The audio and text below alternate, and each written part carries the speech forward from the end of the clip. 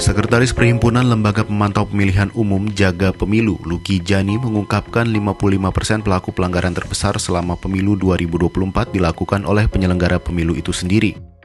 Sepanjang periode 29 Agustus 2023 hingga 19 Maret 2024, Jaga Pemilu menerima 914 laporan dari masyarakat dan media sosial. Dari total laporan itu, 658 laporan terverifikasi dengan rincian 215 laporan berasal dari masyarakat dan 443 laporan dari hasil penelusuran media sosial dan media dalam jaringan atau online. Jenis pelanggaran yang paling banyak dilaporkan adalah Sistem Informasi Rekapitulasi Pemilu atau Sirekap 2024 sebanyak 24%, daftar pemilih tetap bermasalah 23%, dan soal netralitas aparatur sipil negara 19%. Permasalahan Sirekap yang paling banyak dilaporkan terkait ketidaksesuaian bukti formulir C hasil dalam situs Sirekap dengan formulir C hasil di TPS tersebut. Warga juga menemukan bukti hasil penghitungan suara yang berbeda dalam situs Sirekap dengan formulir C hasil plano di TPS mereka.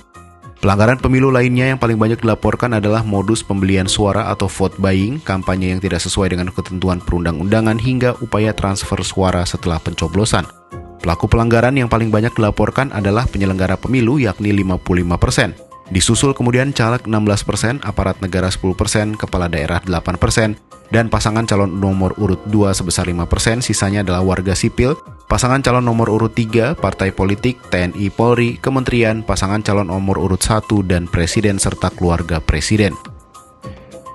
Dari gambaran besar yang kami temukan ini, kita bisa melihat bahwa pemilu di Indonesia akan mengalami istilahnya new normal.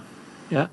Ada normalisasi pelanggaran-pelanggaran dalam bentuk pembiaran-pembiaran, dan kemudian juga ada normalisasi penggunaan sumber daya publik, penggunaan aparatur publik untuk pemenangan pemilu.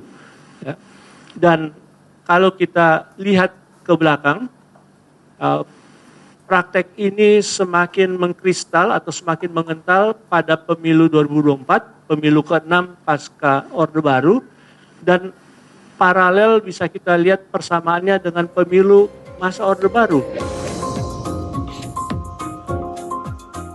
Adapun di masa rekapitulasi penghitungan, aktor yang paling dominan dilaporkan adalah penyelenggara pemilu dengan temuan 93 kasus Sirekap dan anomali rekapitulasi suara. Aktor kedua adalah para caleg dengan 13 laporan kasus terkait upaya mengubah rekapitulasi suara ataupun upaya jual beli suara antar sesama caleg maupun penyelenggara pemilu.